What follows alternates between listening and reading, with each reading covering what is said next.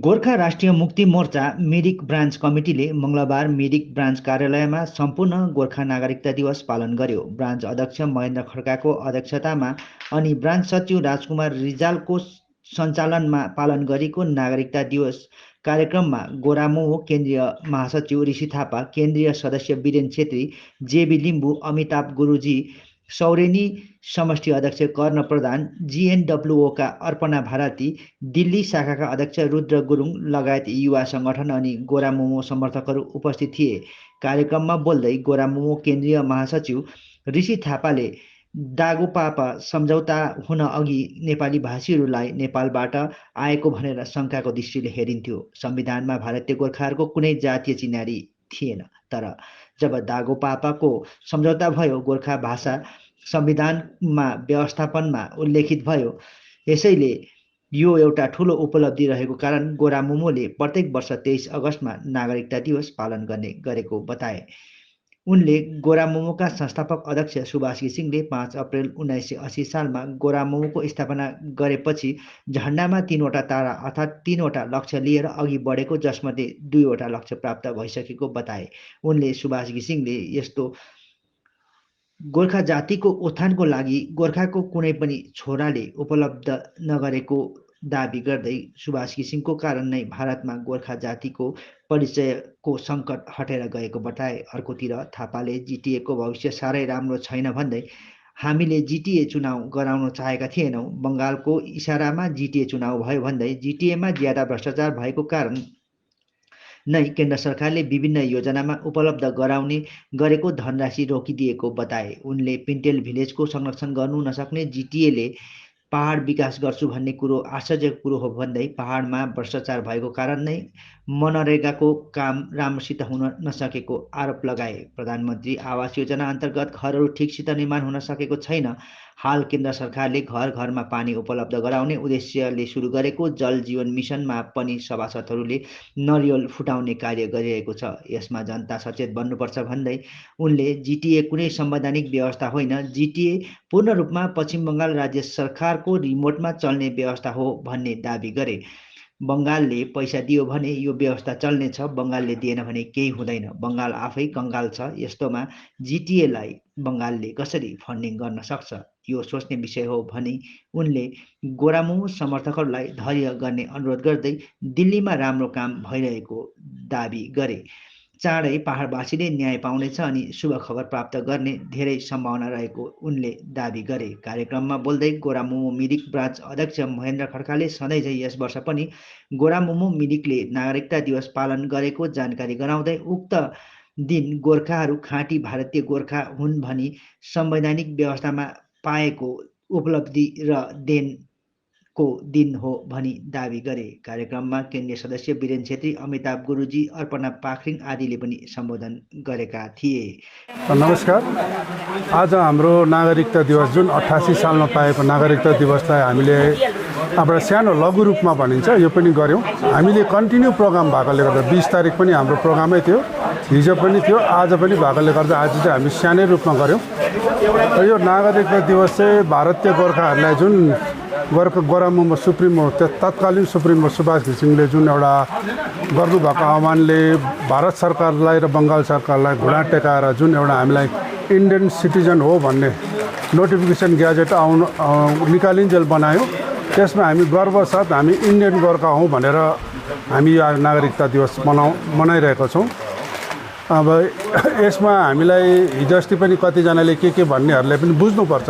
उनीहरूले पनि त्यो 23 अगस्त 1988 को गभर्मेन्ट भारत सरकारको गभर्मेन्ट ग्याजेटहरूले हेरेर हामीलाई जता पाए त्यतै आउनु मिल्दैन। त्यसलाई नै हामीले यसलाई तिनीहरूलाई पनि अलिकति बुझोस् भनेर हामीले यो कार्यक्रमलाई यथावत राखिरहेका छौँ।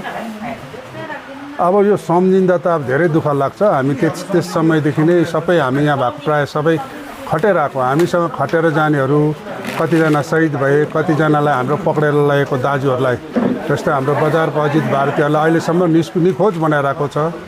यस्तो सङ्घर्ष गरेर ल्याएको धेरैको बलिदानहरू भएर ल्याएको नागरिकता दिवस र गोर्खा पार्वत्य परिषदलाई लत्याएर आज फेरि पुनः बङ्गालमै पुर्याउने कोसिस गरिरहेको उहाँहरूले चाहिँ विशेष बुझिदिनु पर्यो। अहिले केन्द्रीय समितिको चाहिँ अब निर्देश भएपछि हामी गर्छौँ, तर केन्द्रीय समितिले जुन काम गर्ने गर्दैछ त्यो एकदमै गरिरहेको छ। कतिवटा कुरो सामाजिक सञ्जालमा डिस्क्लोज गरिहाल्नु मिल्दैन, तर हामीले जुन 19देखि हामीले बिजेपी गभर्मेन्टसँग जुन बिजेपी पार्टीसँग एउटा हामी साथ दिएर गरेको छौँ, यसको टर्म चाहिँ अब जबसम्म अर्को इलेक्सन आउँदैन त्योसम्म हो। तर हामीलाई जहाँसम्म विश्वास चाहिँ 22 कट्दैन, हामीले कुनै एउटा राम्रो मेसेज अथवा कुनै एउटा सेटलमेन्ट हुन्छ भन्ने चाहिँ हामीलाई आशा छ।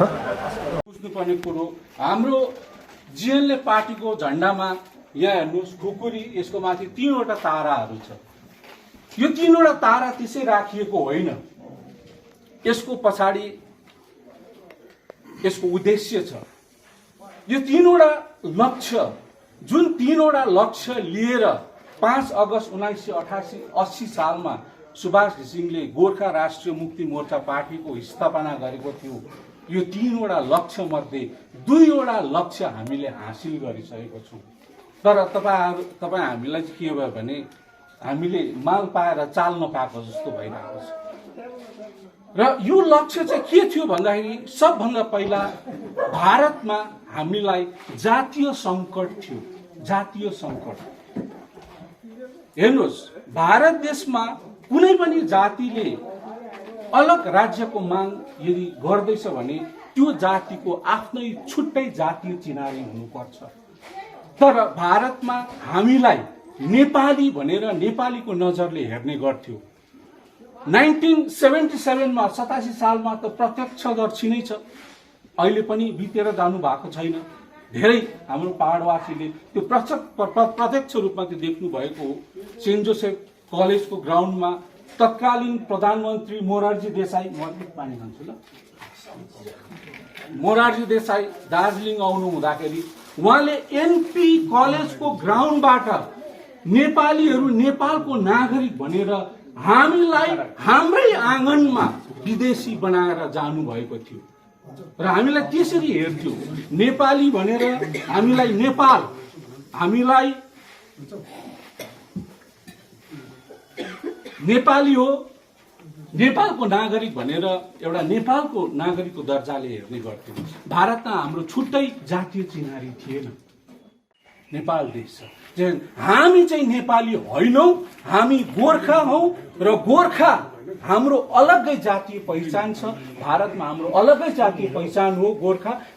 गोर्खा जातीय पहिचानको आधारमा हामीले अलग्गै राज्य गोर्खाल्यान्ड पाउनु पर्छ भनेर गोर्खाल्यान्डको एउटा आधारशिला खडा गर्ने भएको दिन चाहिँ 1988 सालको 22 अगस्तको दिन हो। अनि त्यसको लगत्तै एक दिनपछि 23 अगस्तमा एउटा नोटिफिकेसन भारतको होम मिनिस्ट्रीबाट एउटा नोटिफिकेसन जारी भयो, होइन कि 1950 भन्दा अघिदेखि 1950 साल भन्दा अघिदेखि भारतमा बसोबासो गर्दै आएको गोर्खाहरू चाहिँ भारतको नागरिक हो, खाँटी नागरिक हो भनेर एउटा नोटिफिकेसन 23 अगस्त 1928 सालमा निस्केको थियो।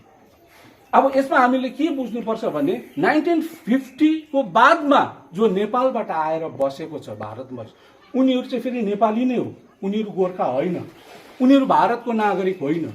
तर हामी जो चाहिँ 1950 साल भन्दा धेरै अघिदेखि भारतमा बसोबासो गर्दै आएको छौँ वा जसको जन्म भारतमै भएको छ, बाई बर्थ पनि भारतको नागरिक हुन सक्छ, जो चाहिँ भारतमै जन्मिएको छ वा 1950 साल भन्दा अगाडिदेखि भारतमा बसोबासो गर्दै आएको छ, उनीहरू चाहिँ भारतको खाँटी नागरिक हो भनेर होम मिनिस्ट्रीले जुन चाहिँ 1928 सालको 23 अगस्तमा एउटा नोटिफिकेसन जारी गरेको छ। यो नोटिफिकेसन चाहिँ खेलाइची होइन। म तपाईहरुलाई एउटा कुरो बताउन चाहन्छु, उनीहरूको टेन्युर कार्यकाल 2024 सम्म हो र 2024 सम्म नभए पनि 23 सम्म पर्खिने तपाईहरु हाम्रो दायित्व हो। तपाई हामीले पर्खिनै पर्छ र राजनीतिमा धैर्य, पेशेन्स भन्छ, राजनीतिमा धैर्य सबैभन्दा ठूलो कुरो हो। र तपाईहरुलाई म आज यो रिक्वेस्ट गर्छु, जति पनि हाम्रो पार्टीको कार्यकर्ताहरु हुनुहुन्छ, तपाईले धैर्य धारण गर्नुहोस्। अब समय बेसी टाढो छैन, नजिकै छ। मलाई लाग्छ निश्चय नै दिल्लीमा राम्रो कुरो हुँदैछ र आज मात्रै मलाई लाग्छ हाम्रो सांसदको भेटघाट होम मिनिस्टरसँग पनि हुँदैछ र उहाँले यो जम्मै रिपोर्टहरू होम मिनिस्टरलाई आज सम्भवतः आजै हुनुपर्छ उहाँले राख्नु हुँदैछ र दिल्लीबाट केही सकारात्मक सन्देश चाँडै नै आउनु सक्छ पहाडको लागि। चाँडै नआए पनि यो वर्षभित्रमा यो 2022 भित्रमा केही न केही एउटा पोजिटिभ मेसेज दिल्लीबाट आउँछै आउँछ भन्ने हामीलाई पूर्ण विश्वास छ। मिरिकबाट मुस्कान खेसाङ राईको रिपोर्ट।